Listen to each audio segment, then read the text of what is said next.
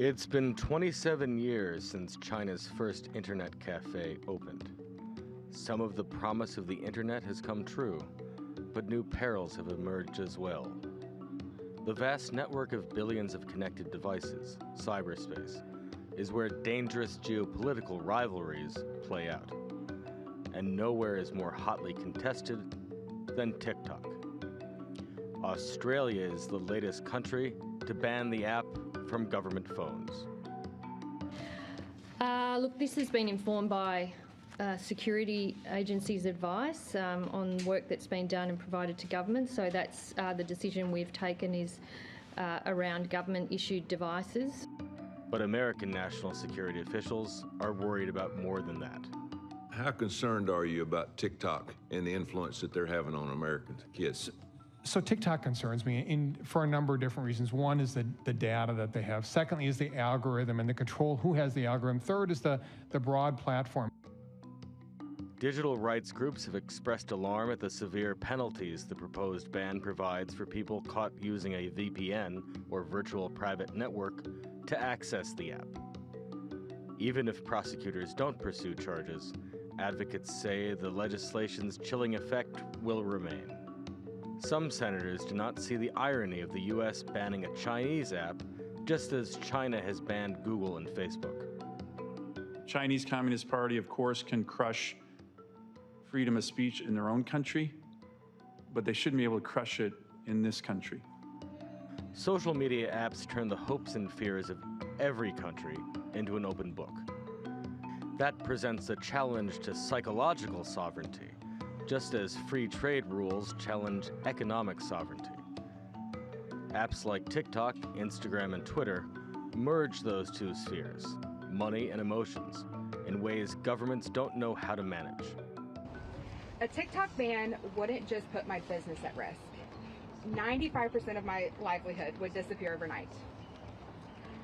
Along with this entire community of creators and customers that I have built over the platform. Trust between the U.S. and China nowadays is scarcer than any rare earth metal. But that's the resource that would power a free and global internet and allay unquenchable suspicion of foreign sabotage. For that kind of internet to exist, it will require the generation born in the 21st century to trust each other more than their parents did. Wilson Dysart, TRT World. China's foreign ministry was quick to hit back at Australia's decision, calling it a betrayal of the tenets of free trade.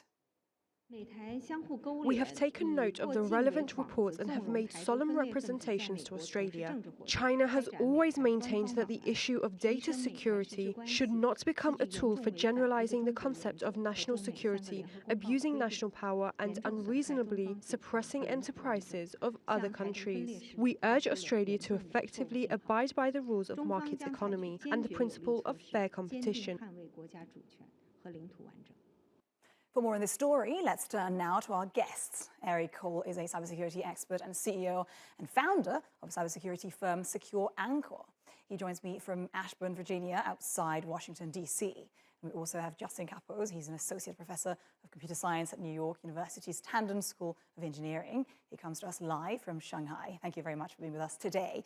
Eric, and I'm going to start with you. Can you first help us understand what's been happening to TikTok in the last few months, as the app has really been under the spotlight for quite some time now across several countries?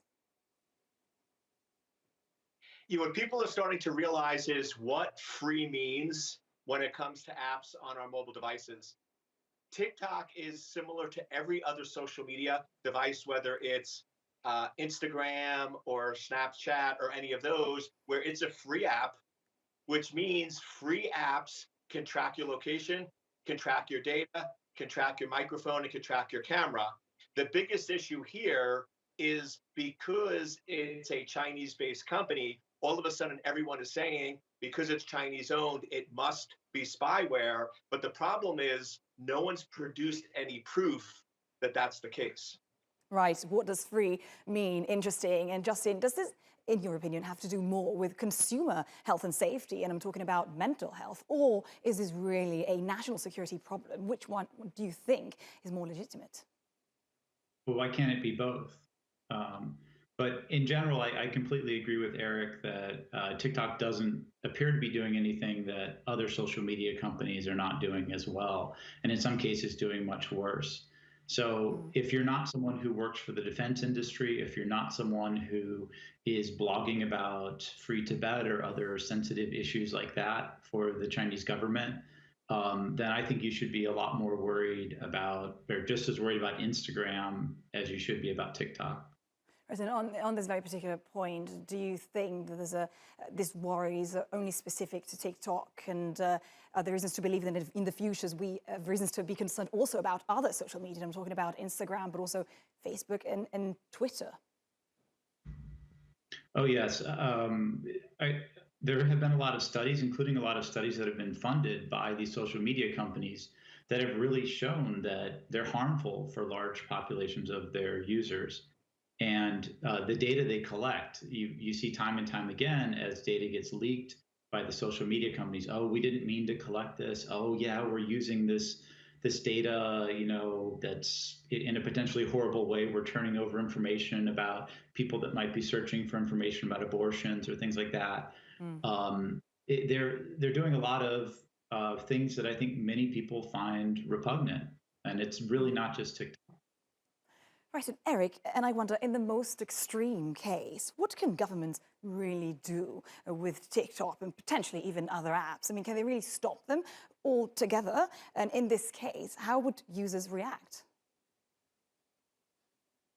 Yeah, the problem is, if this was 5 or 10 years ago, maybe we had a chance. But right now, when you look at the widespread use of TikTok and all these other free social media apps, the genie is really out of the bottle. There's really not a lot they can do. They can go in and ban it, and they can go in and say it's illegal. But guess what? If it's already on your phone, it's really hard for them to automatically delete and remove it.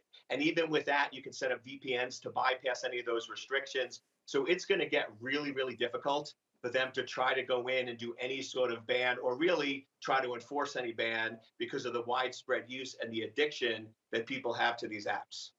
Right, and Justin, those harsh penalties we heard about in my colleague's report some time ago, I mean, how real is the risk that the average US citizen could get prosecuted for using, say, a VPN to access the app? I think it's really difficult to say. I think in general, it's probably not very likely. But then again, there are things that have become illegal in the United States recently, and things that are being prosecuted that I would not have thought would be prosecuted. So, I think that's something for the legislature to really debate and to try to figure out. They can certainly make people's lives a lot harder. And Eric, US President Joe Biden is preparing to run for re-election next year. Young people were key to his victory in 2020. Would signing a ban risk any political backlash from them? I think it's going to create some frustration and anger, because this is how they live their life. I mean, this generation that you're talking about, they live and breathe using these free apps, whether it's TikTok, Instagram, or anything else. So if he starts targeting the tools that they use and the tools that they love, and start making it more difficult for them to be able to communicate the way they know, I think you're going to start seeing a frustration, and you're going to start seeing some lost votership. So yeah, to me, the timing of this just seems very bizarre and not very smart for the president to do.